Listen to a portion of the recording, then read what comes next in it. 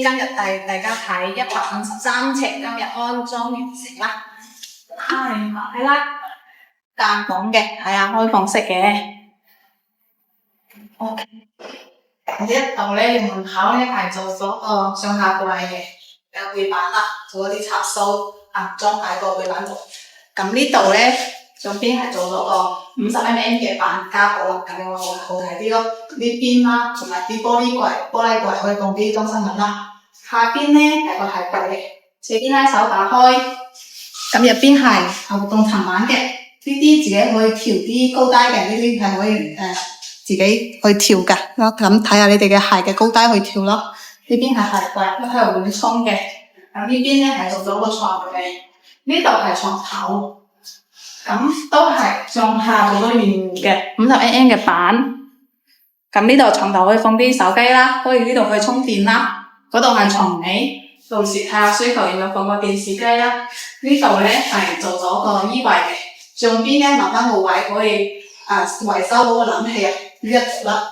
咁睇下個廚房都係做咗呢啲門嘅，係咩？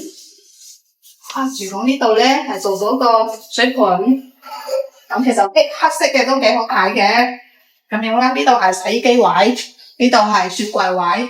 咁 L 型嘅吊櫃、水盆啦，咁呢啲都有儲物嘅可以。咁呢個係人咧係用電磁爐，所以係冇爐做嘅呢個位置。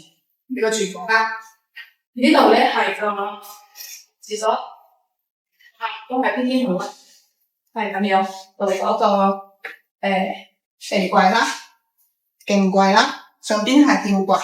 咁呢個水盆咧係提送盆嘅，係咁樣。下邊係個烘碗